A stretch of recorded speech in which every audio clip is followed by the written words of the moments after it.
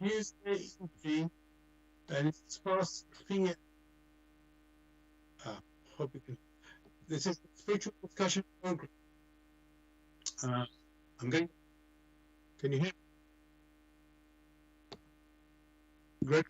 Just yeah. there- There's a, there's a bit of echo. This is South in South London in Germany, and I hope with me is Gregory. Are you Gregory? Hello, there seems to come reverberation. That's 1 second. Let me see if it's better now. No, it's still a, okay. It's still a bit back going. So let me see what I can do about that. Gregory, put yourself on mute for a second, and I hope it'll go. So, listeners, I still connect. I hope you can give any to you. This is a spiritual discussion program, and the aim of the show is to introduce you to the spiritual knowledge and the light of truth. The program is still there. It's still okay. Let me just close it. Let me close it. Yeah. Okay, you can hear me, Gregory?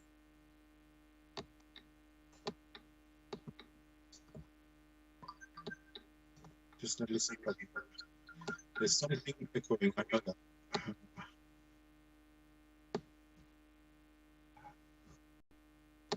Okay.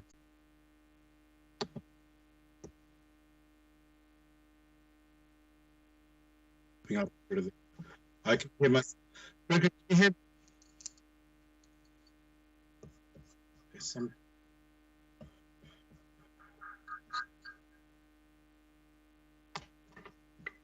Trying. Why not restart it? Yeah. Okay, yes. Okay. Can you put me back? I'm going to come out. You're going to put me back, okay? Back.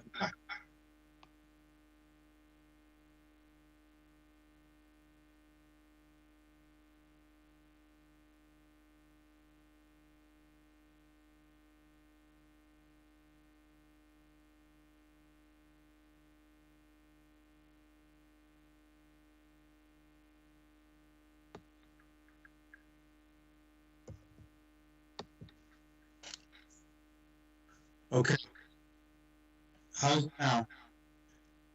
A bit better. Better. A bit better. Okay, I'm going to continue. It's quite disturbing for all of us listeners. As I said, it's a spiritual discussion program.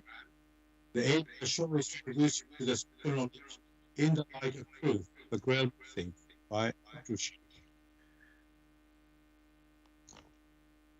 And my name is Saad. I'm in South East London, in Bromley, and the weather here is, say, still very cold, but not so freezing as it's been up to the last week. How and how the weather for you? Just like we have in London. It's cold, Hey. dark. Okay, good. So, the listeners, we have a topic every week for discussion. The topic tonight is propensity a curse?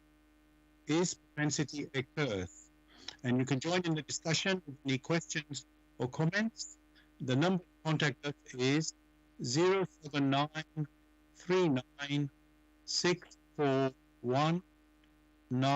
07939641958.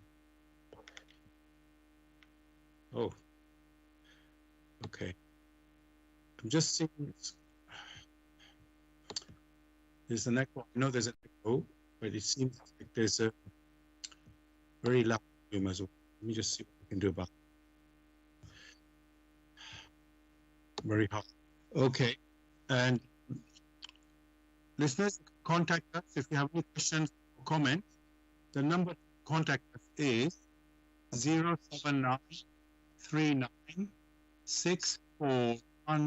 07939641958. You can call, text, or use WhatsApp. And if you're outside of UK, It is 00447939641958. You can call, text, or use WhatsApp.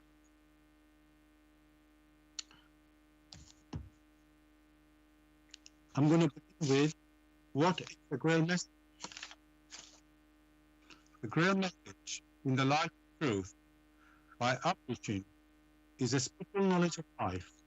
It offers an explanation of the world, a picture of creation on the basis of natural laws. Its lectures contain valuable basic elements as a help for through the knowledge mediated, the reader is brought closer to life, led back to God. The GRAIL message deals with important fundamental questions of life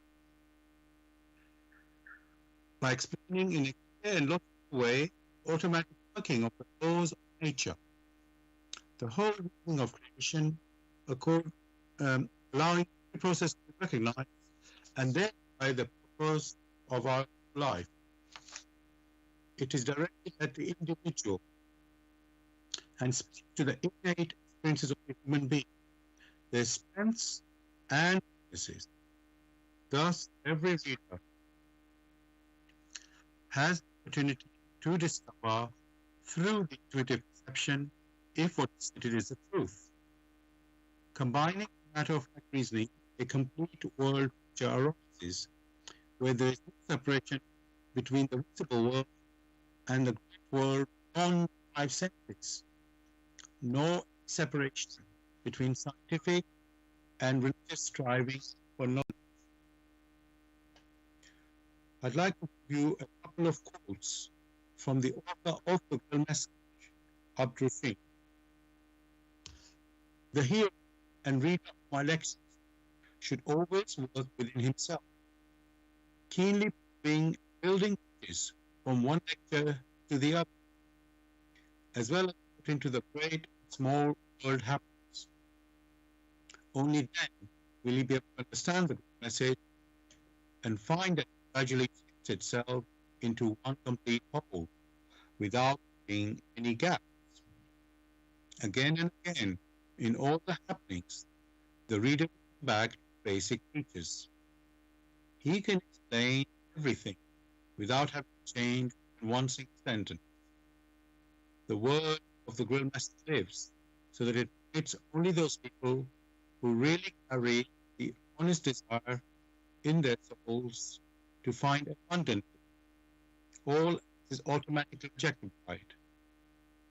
For the arrogant and those who speak superficially, the message remains the book with 7 seals.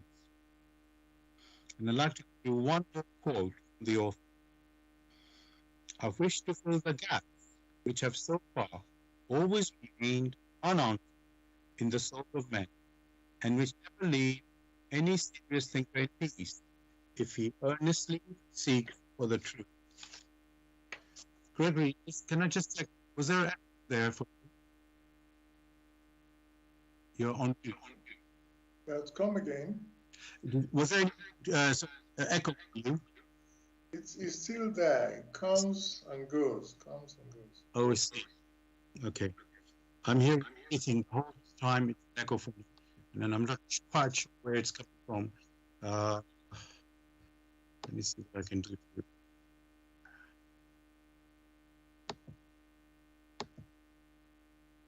That is not close.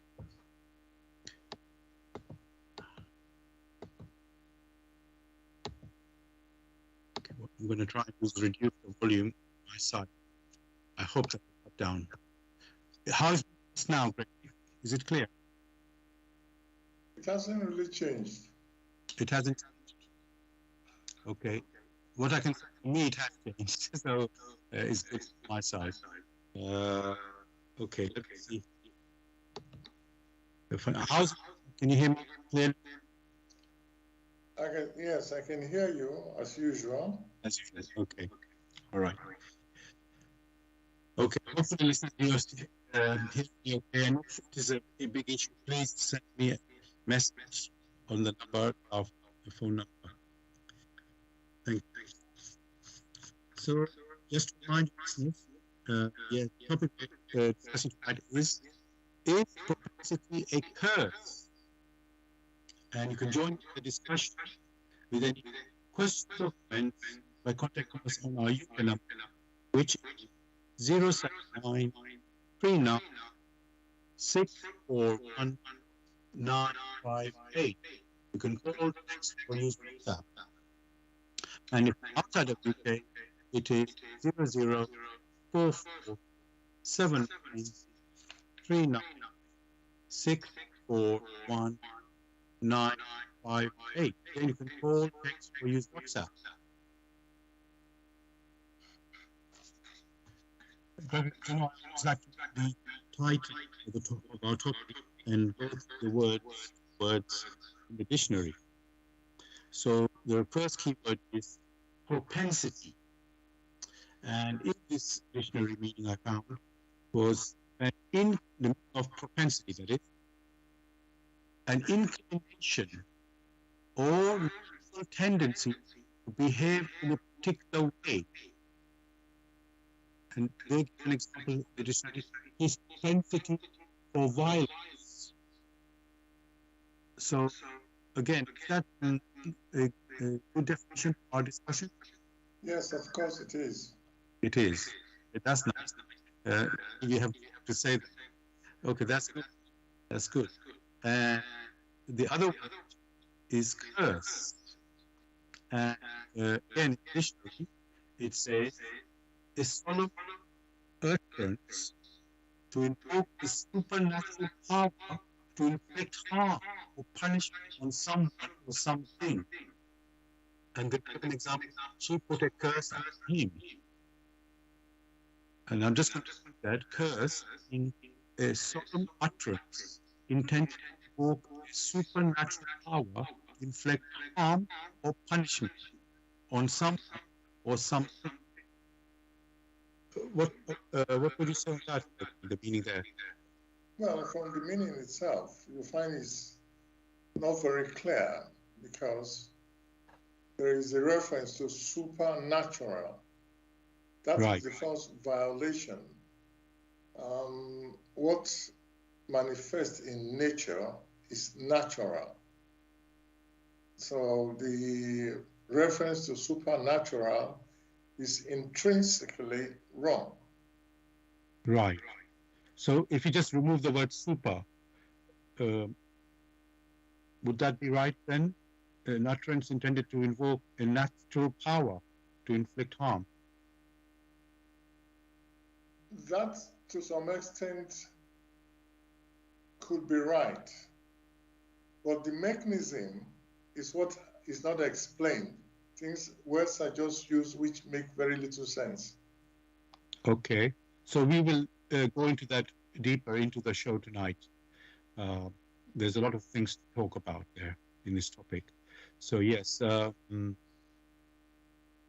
Okay. Now, I think, Gregory, we did say what is a propensity in the dictionary. Just to remind people, it says an inclination or natural tendency to behave in a particular way. Now, that's quite a neutral meaning there, propensity, and we are saying, is propensity a curse? So, can there be, let's start like this. Can a propensity be a good thing? Propensity in itself is a verb. And being a verb, it sort of describes an activity which is referred to as a behavior. If that behavior is glued to some objects which brings no benefit for the human personality, which is of spirit, then that is some form of binding which does not allow the human personality to wander in order to experience and go back to its origin. Then that is not beneficial. If, however, there is that inclination which holds on to that which is virtuous, in which the virtues are cultivated, then it becomes a blessing. Thank you for that, Gregory. So it's like, yeah, it's how you use, you know, or it's like what decision you make or what direction you go sort of determines if it's beneficial or not beneficial. And so we cannot say that every propensity is bad or every propensity is good. Or yeah. Okay. Now I think we can look at some examples of propensity. I mean, when I look at the word propensity, Gregory, the first thing I think of addiction. You're addicted to something. And as soon as you think of the word addiction, it doesn't give sort of a good sense of it. You know, it's something that you have too much of something. So can I just confirm, check there? Can I use the word addiction as a sort of a description for propensity? These are two different things, and they are not synonymous. Right. Okay, so I will I will not use that word addiction and stick to propensity. Okay, that's good. Now, one thing, Gregory, going back again to the dictionary meaning of propensity, I just want to repeat that: an inclination or natural tendency to behave in a particular way. And the example they gave in their dictionary was his propensity for violence. And I'm just wondering, is that a natural tendency? Because it doesn't sound natural. Somebody should be violent. Well, when these questions arise, then one needs to examine further. For when such expressions are used, which resort to violence, one must ask oneself, what is the basis of such?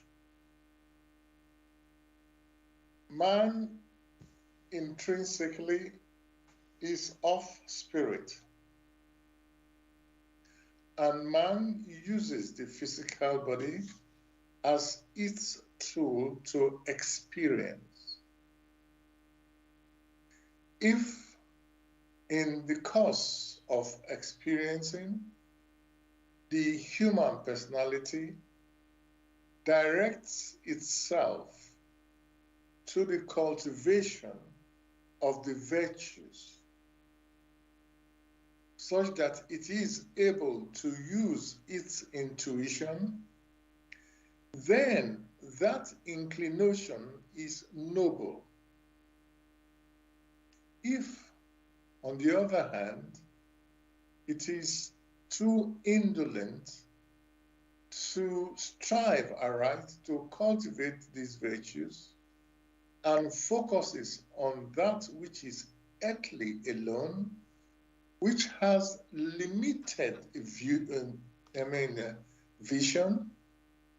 then it is most likely to be carried away with those things which are of the earth.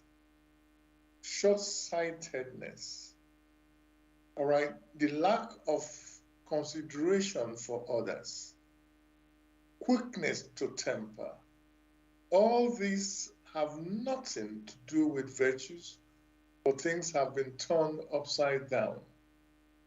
So one can already see the picture. It is how one has inclined himself or herself, or has been striving to cultivate that which will be of benefit or not of benefit to it, that now has been manifested in these propensities. Thank you for that answer and picture, Gregory. I can see, we work with nature, so if you have, let's say, certain weakness of quickness to temper, something, another similar, whatever, let's say, I can't even put the word non-beneficial behavior, harmful behavior, then the more you tend towards that, then of course it will grow. And you could say it will naturally grow because you will do it more and more. The more power you give to something, the more it gets stronger.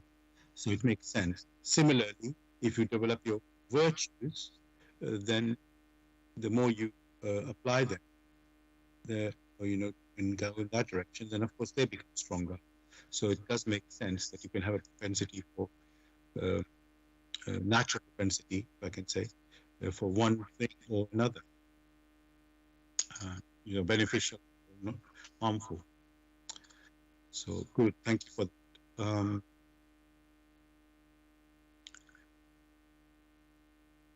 Now, in today's world, actually, let's say people are after material things, earthly things, and even fame. We see that a lot in the modern world today. So, and when you look at it sort of neutrally, you wouldn't say there's anything wrong with material things, right? And even fame itself, doesn't sound something very wrong with it, except, let's say, what I'm just saying to Gregory, is it what is harmful is the exaggerated behavior, or is certain, because we talked about something noble, virtue, and then also something, well, I'm going to use the word harmful, but what about something which might be more neutral, or if you let's look at it objectively, having material things, that doesn't mean it's something wrong, does it? Actually, man is on earth to know the earth, to study or to experience events here on earth so as to mature. However, that maturity is that of the Spirit. It is that which the Spirit takes away in its experiencing. The physical body is only a tool that is used for experiencing. If, however, these experiences do not flow back to the Spirit, then the efforts made by the Spirit to experience here on earth have been in vain.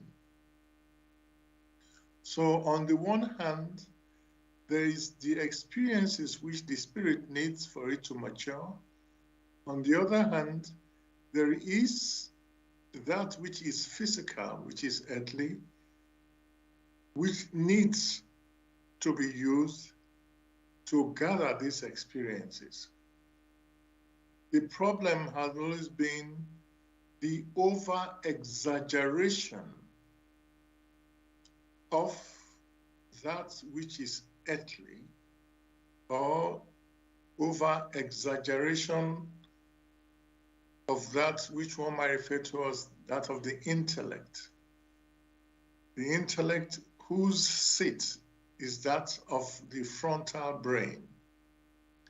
So when there is an exaggeration of experiences which are tied only to the frontal brain, and these experiences are not passed on to the back brain and subsequently to the spirit, then you have a scenario where this exaggeration becomes too much. That is the inclination which is bad, which is unhelpful, because so much is taught and the spirit does not participate, so it remains immature. Thank you again, Gregory, for this answer. What it shows is that, we have been given, let's say, ability and gifts, and we can choose to make use of it in a beneficial way or in a harmful way. But then we have to have that awareness of what is beneficial and what is harmful. And if that is not there, we could even unconsciously bring harm. So that awareness needs to be there.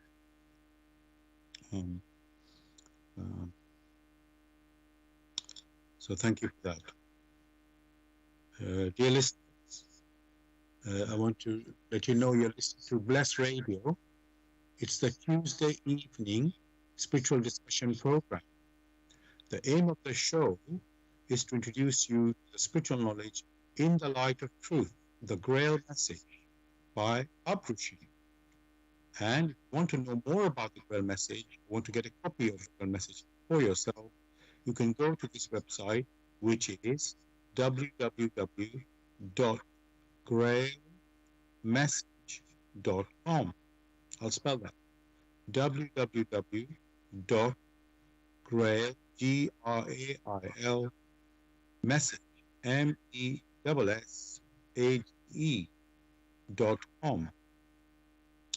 And the topic we're discussing tonight is propensity a curse? Is propensity a curse? You can join in the discussion with any questions or comments by contacting us on our UK number, which is 079 39 641 958. You can call, text, or use WhatsApp. And if you're outside of UK, it is 004479 39 641 958. Again, you can call, text, or use WhatsApp. And I apologize if you're hearing an echo or some interference in the broadcast. I'm not able to resolve it at the moment. Also, I want to let you know we are broadcasting on Bless Radio 1, the number 1.com. You can also listen to us on YouTube. Go to youtube.com and type in the search Bless Radio 1, the number 1 again, space, live stream. That's for the live show. You can also listen to the recording of this show, also on YouTube. Go to youtube.com, type in the search box, Bless Radio, that's the number 1 again, space, GRAIL message, space, the topic of the show, which is tonight, is propensity a curse? And of course, by the way, the thing is available today. Of course, you can also listen to our previous show, also on YouTube. Thirdly, we are broadcasting on Zeno. That's ZENO.FM/Bless Radio 1, number 1 again. Gregory, I want to now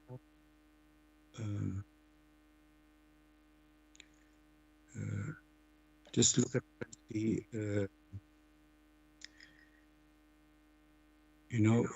life. We have, you can say, duties.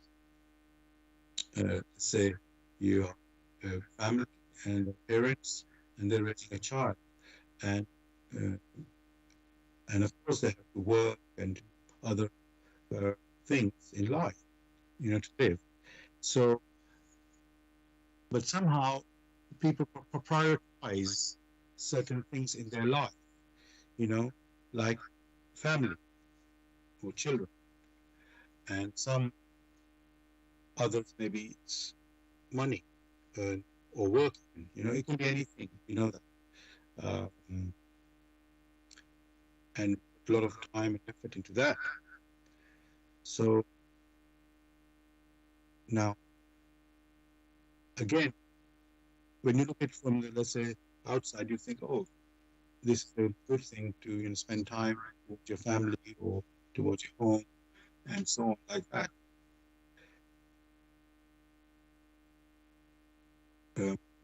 What I want to ask Gregory, that we also know there's a law of balance where you have to take care of your health, eating and all these other aspects of life. So what I'm wondering, Gregory, if one is so absorbed in their family life, puts as a priority like that, is there some damaging consequence? I call that a propensity if somebody's putting more effort into activity than, let's say, the rest of the activities.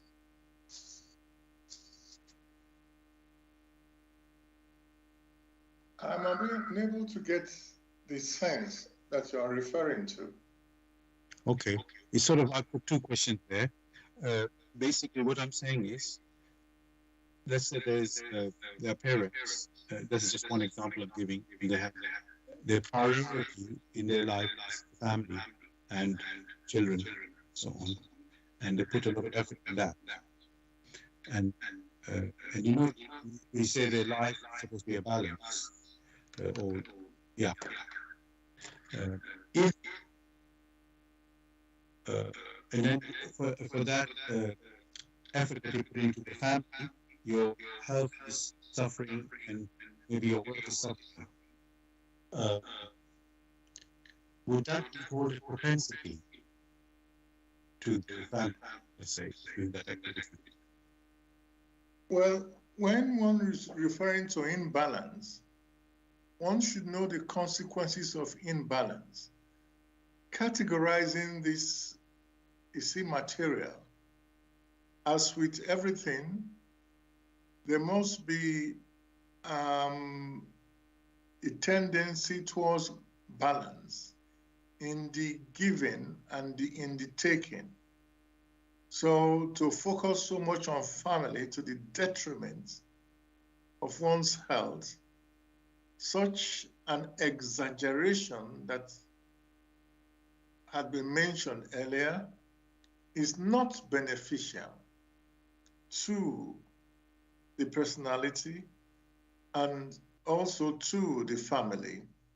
For a very simple reason, such a balance could cause the departure of the personality. What then happens to the family? Right. Yes. Well, then the other parent has to do more work and or maybe involve other people, to get help. So most of the time, the problem is that many consider that only the way they themselves have set about to solving a particular challenge, only that way is right. There are many other ways that could be found if only they reflect deeply or they permit the use of their personal intuition, which gives a bird's eye view,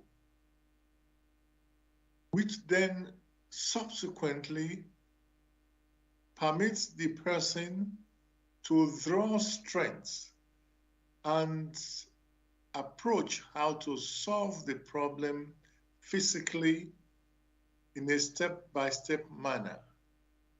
The challenge has always been to consider that which is earthly, looking at the challenges and say this one is above me without careful reflection. That has always been a challenge for many. Thank you for that answer there, Gregory. Yeah, it's like you said, it is a challenge, and we have to look, you could say, a bigger picture than our own idea of just around us, what is happening around us. So yeah, thank you for bringing that up.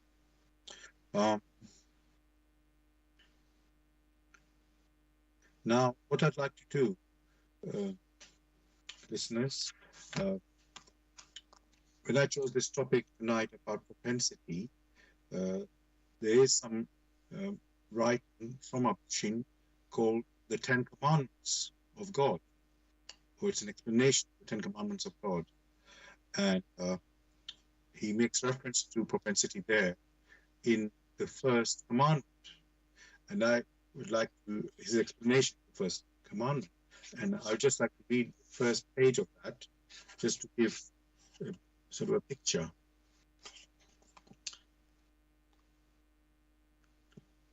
I am the Lord thy God. Thou shalt have no other gods but me. He who is able to read these words aright will doubtless already see in them the sentence for many who do not observe this most exalted of all the commandments. Thou shalt have no other gods. Many a man reads far too little in these words. He has made it too easy for himself. In the first place, he probably thinks of idolaters only as those people who kneel before a row of wooden figures, each one of which represents a particular god. But perhaps thinks also of demon worshippers and others similarly gone astray, at best calling them to mind with pity. But he does not include himself among them. Just take a look at yourself calmly for once, and examine yourself as to whether perchance you belong to them after all. One has a child who really means more to him than anything, for whom he could make any sacrifice, forgetting all else. Another sets earthly pleasure far above everything, and the best volition would in the end be absolutely incapable of renouncing his pleasure for anything. If he were faced with a challenge as afforded him a voluntary decision,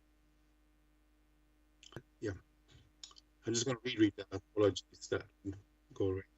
Another sets earthly pleasure far above everything, and with the best volition would in the end be absolutely incapable of renouncing this pleasure for anything, if he were faced with such a challenge as afforded him a voluntary decision.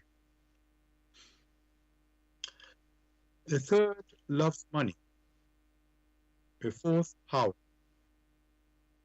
a fifth a woman, another earthly distinction, and again in all these things they all ultimately love only themselves. That is idolatry in the truest sense. The first commandment warns against it, forbids, and woe to him who does not obey it to the letter. So, listeners, just to say, I was just reading something from Uprushin, the author of the message, giving an explanation of the first commandment, I am the Lord thy God. Thou shalt have no gods but me. So, Gregory, It may sound strange. We are looking at this first commandment that we are talking about propensity. What is that to do with that first commandment? But I think the clue is the word, thou shalt have no but me. But normally, let's say many of us keep God separate from all other aspects of life. But here, according to this explanation, you know, everybody sort of guilty of being an idolatry in terms of worship something they think which is a God in their mind, but they don't do it, it seems. So I want to ask all those things that have been said there, love for one, love for earthly pleasure, and so on. How can they become a propensity in this Gregory, or we say, or even violate this first commandment? The question is not of a commandment or not a commandment. The context which has been mapped out in that first commandment is clear. When there is a reference to the source from whence all power, all life originates or pulsates,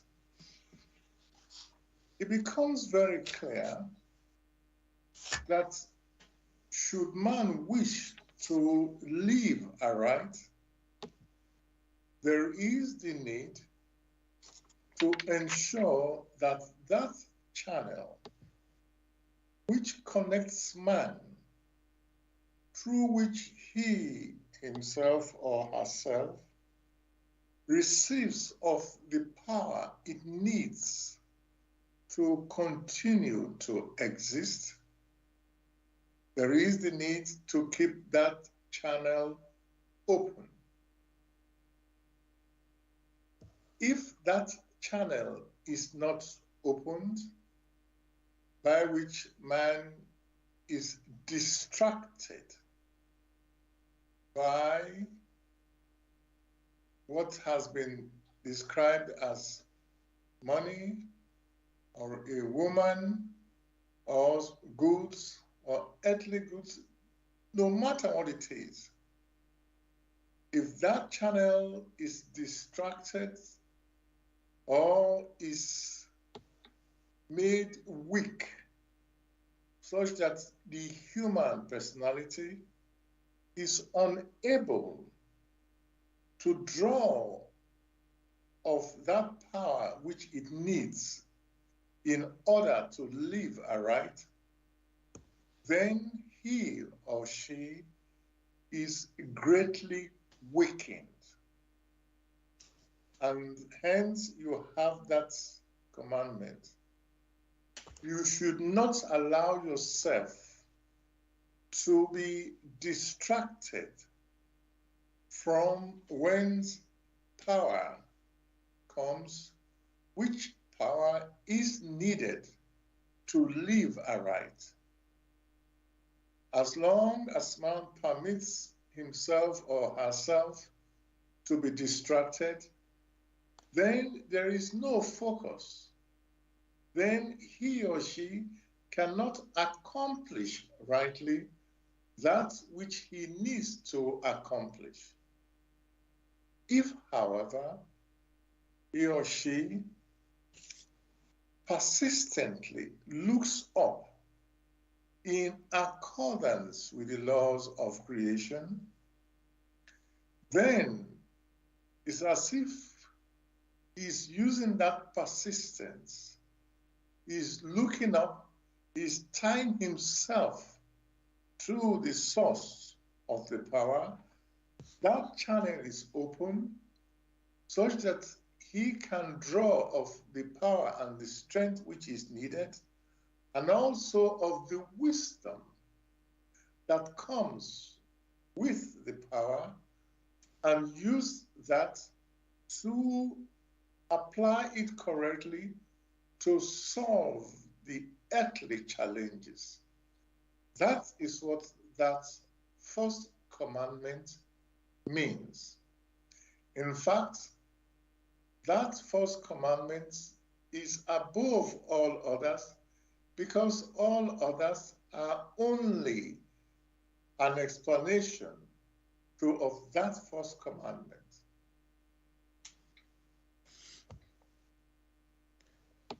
Thank you so much for this answer, Gregory.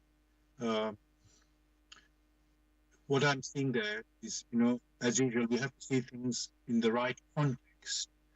There is Almighty and His power, which we are using in our activities, and it's right we do participate in our activities, but it's like you have to be always conscious of the big picture of where the source of the power, the source of the power is coming from, and be grateful for that, the Almighty.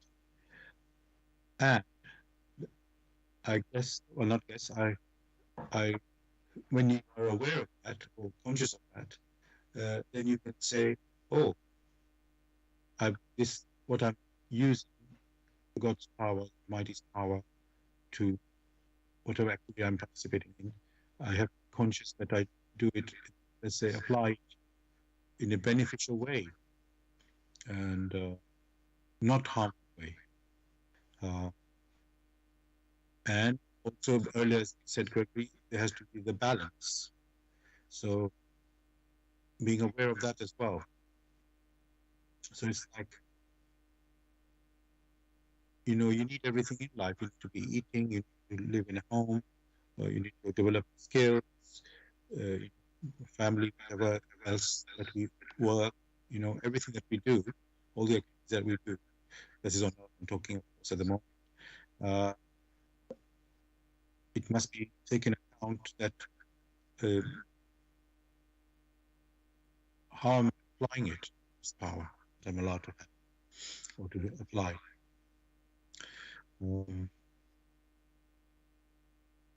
Yes, so thank you for your answer. There's one thing when I was reading, which I'm going to just reread from the explanation of the first commandment, as I said.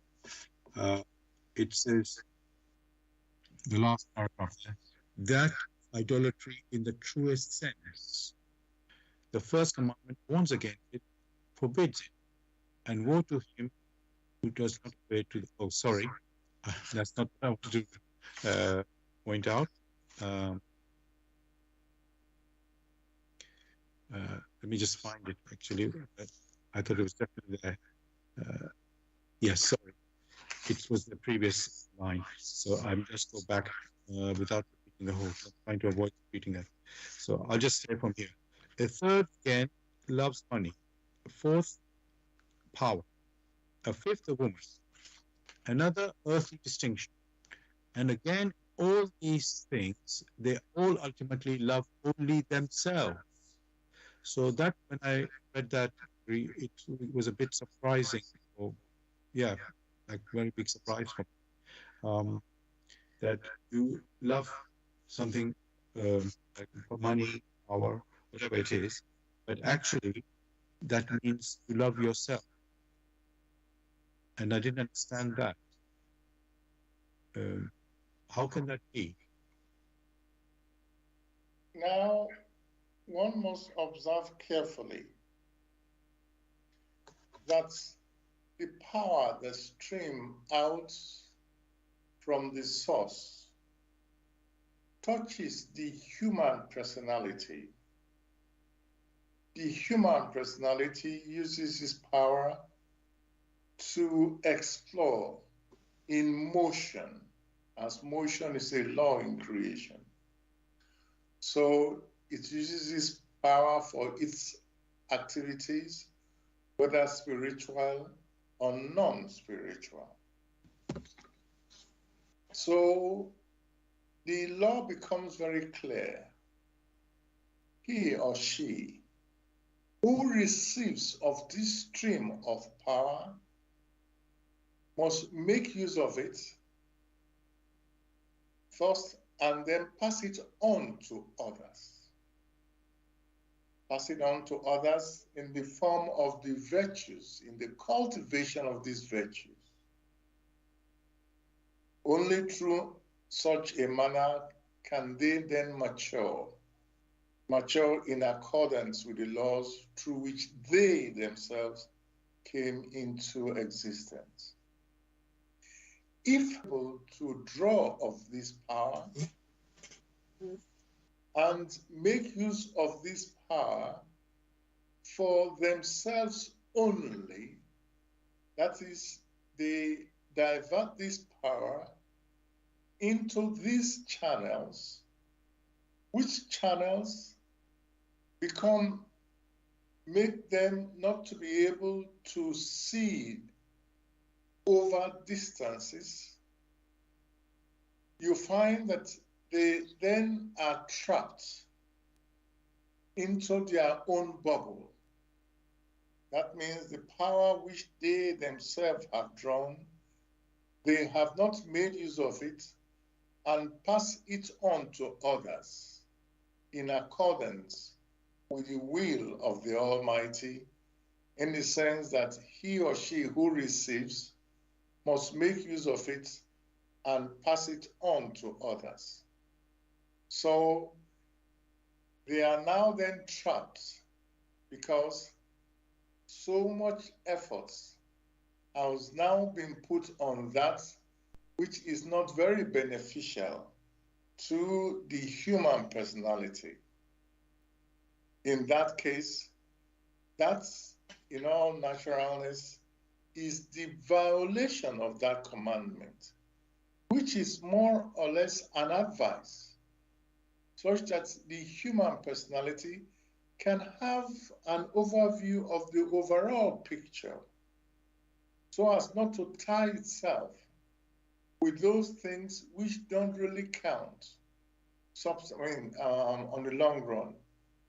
Whereas, should they have used that power in the cultivation of the virtues, then they have received, made use of it in the right way, and allow that which they have received to touch others, so that others will also awaken in the manner in which they themselves have awakened. So is the case that becomes one for all and all for one. Those cases which are mentioned, if you look at them rightly, you will find that it binds the human personality and is unable to to see further, to perceive over greater distances.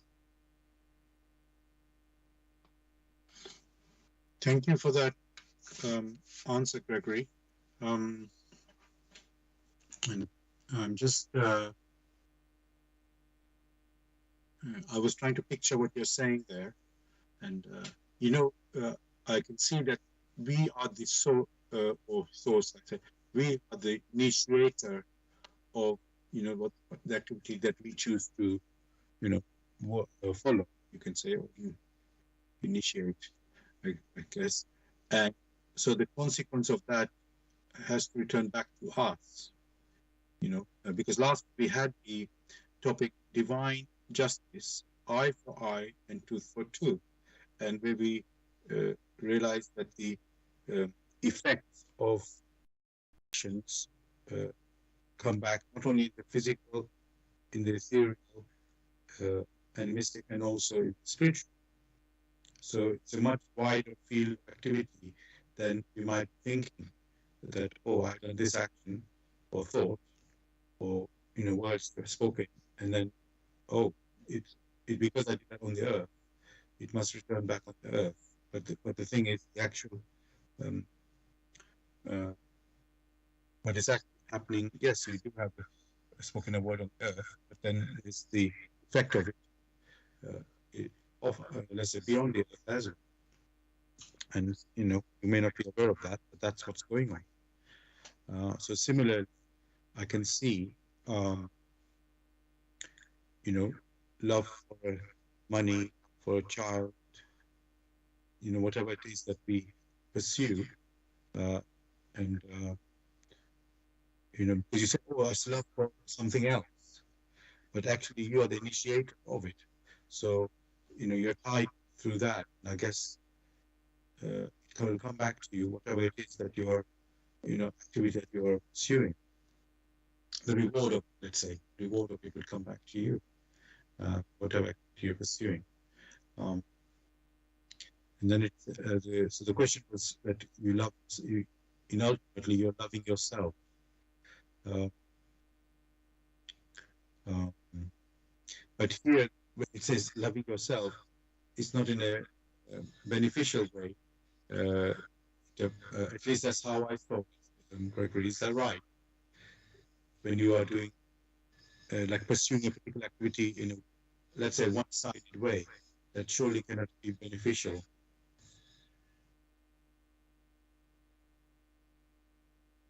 You're on mute, Gregory.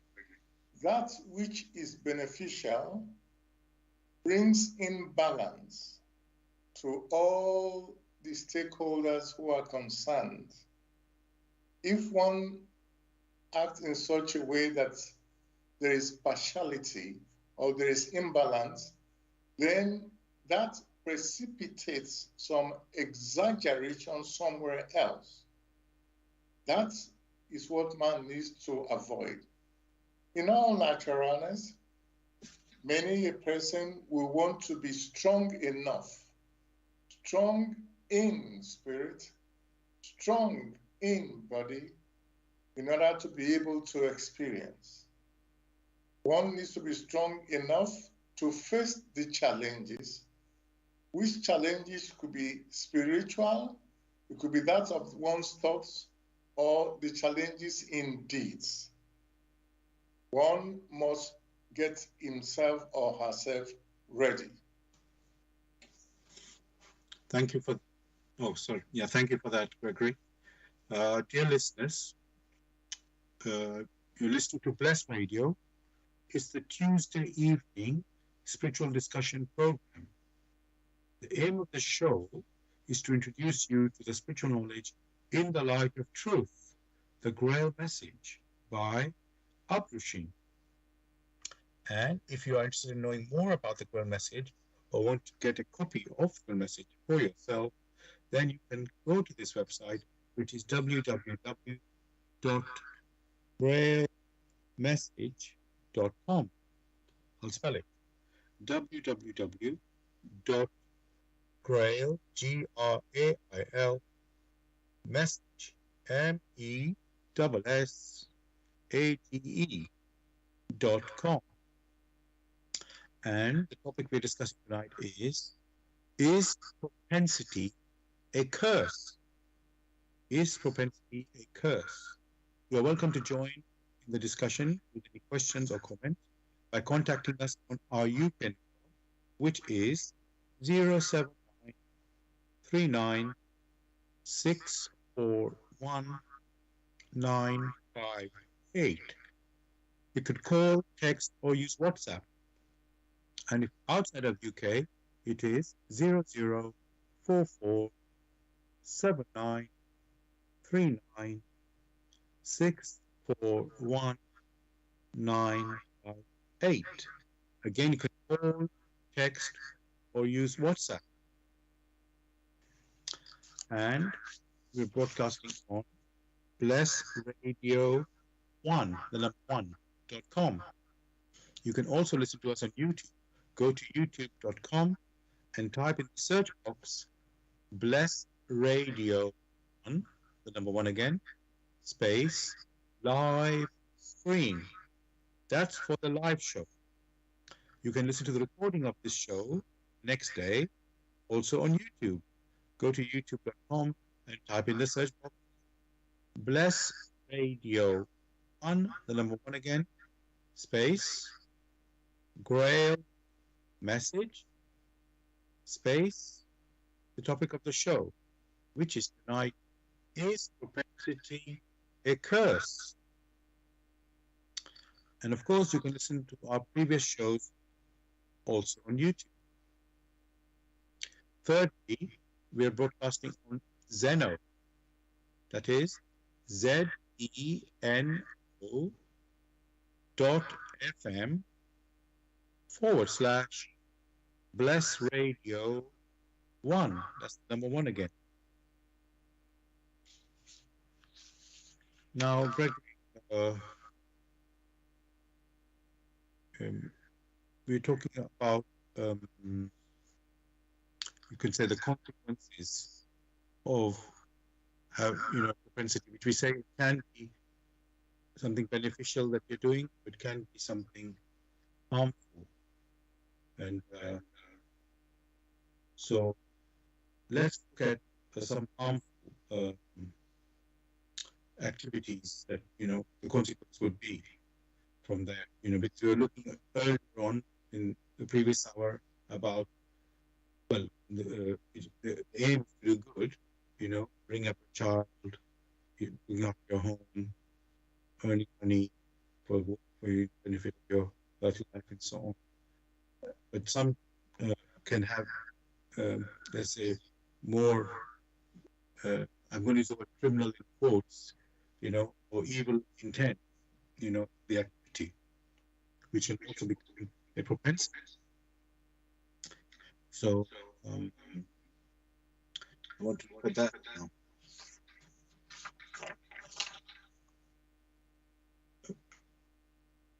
Well, Gregory, if let's talk about first maybe some bad habits. Are you feeling the word addicted before, Gregory?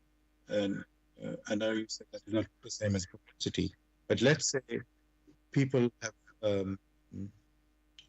let's say some young people, teenagers and so on, have got involved in gangs and, drug dealing, or be part of the gangs for drug dealing.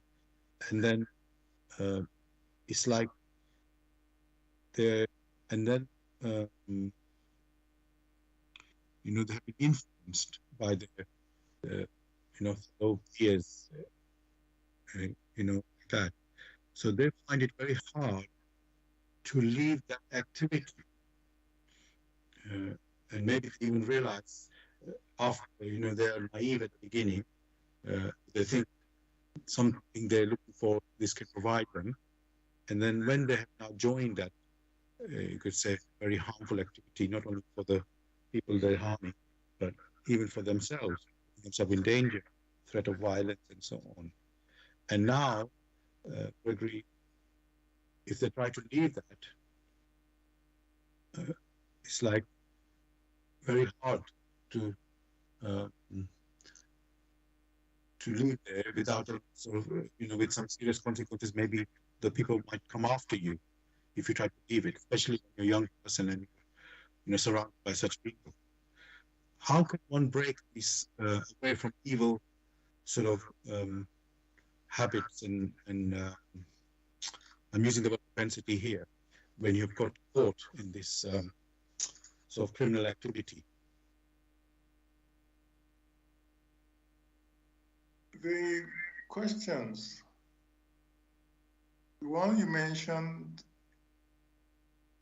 one must look at it very carefully, in the sense that you have a person who is highly steeped into, or highly inclined to live in a particular way, because as at the beginning, he or she did not know where that would lead. That person is a human being. when he or she makes decisions, there are returns. If the returns of those decisions that have been made, if they are of benefit to it continuously, then the likelihood of moving away or of breaking away from it is very, very narrow. If, however, the returns help to jolt him or her very deeply, then he or she is likely to search further for something more noble, for the experiences it has gathered there does not give it the intrinsic freedom that it needs. You might take the case of a gangster that is at the peak, in quotes, of its career. But it is that particular personality always lives in fear. Lives in fear because he's conscious that he himself has been oppressing others. And the only way he's able to move forward is through the oppression and the killings of others. Therefore, fear is always the closest friend it has. It trusts no one. What then happens? It's unable to make free decisions because he's not sure. Because, like himself, he doesn't keep his word. And he doesn't trust others will keep their words. Such a scenario is hell.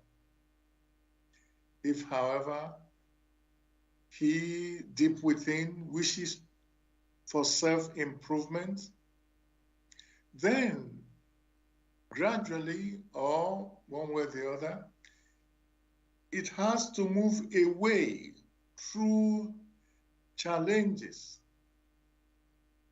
for the environment it has built within itself, not only the physical environment, the non-physical, like the ethereal environment, is filled with people who are always suspicious. It's filled with people who are waiting for an opportunity to decimate him, just as he himself or herself have done to others. Such a personality lives in fear continuously, even if he or her gives the impression that they are brave. Actually, they are the greatest weaklings. They are the greatest weaklings spiritually because they are unable to tear themselves away from those base behaviors. However, it is not as difficult as many think for he or she who has a firm volition for that which is noble, as long as they give the focus on that which is noble, then gradually their ethereal environment will lighten up, and before long, he or she will interface, will come in contact with those who are reflecting or thinking like them. Then fear gradually will disappear, but it's a massive challenge. However, as is well known, only he or she who dares to will aright we win. Thank you very much, Gregory, for your answer and the picture you've given there. What I saw, I didn't say it in that question, but this like a vicious circle, as they say. Once you get into the evil, it continues there. If you are doing something good, you get the benefit of being good. It may sound simplistic, but when you're really into this deep evil activity, then of course to release yourself from that, it is a major problem for you, and because another thing I can say is by the company you keep, we know what you are as well, or something like this, through the way the friends that you surround yourself with. That's how we can know you too. So of course, if you're dealing with people who are maybe violent, drug dealing, all that, you're now associated with them, so you're like them. And of course, to free yourself from that, excuse me, they will come after you if you try to escape, you could say. So it would be quite something to get out of that. So thank you for that, Gregory. Now, and as you say, you get the you have to be bold to be able to, achieve. It does require to be able to do that.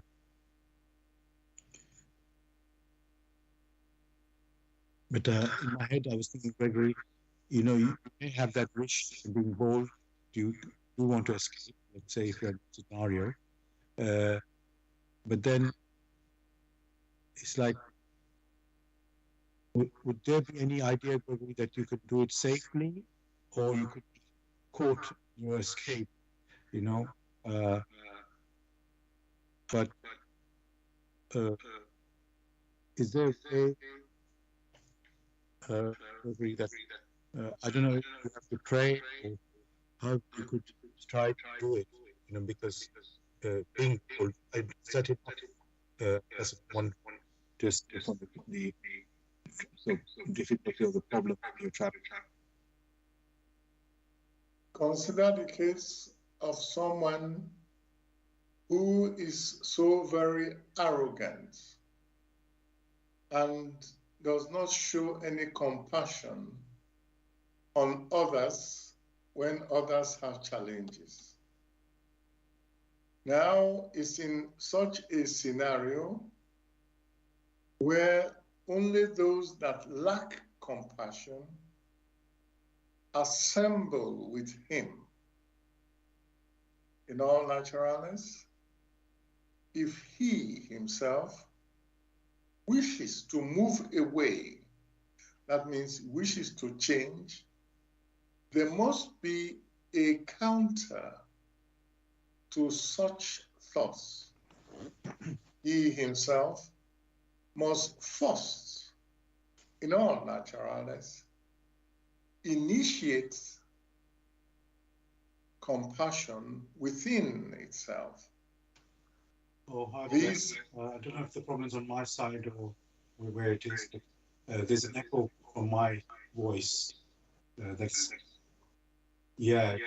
happening since, I thought there was a problem on your side earlier on the call. I thought you are not a customer, but then I realized I was on mute on my laptop. Somehow I didn't even notice it was mute, and I but now that's the case. Yeah, something changed. I don't know what's going on. I'm sorry. I know. I thought it would go away. It doesn't. It's Gregory. That's why. Oh, okay. Oh, all right.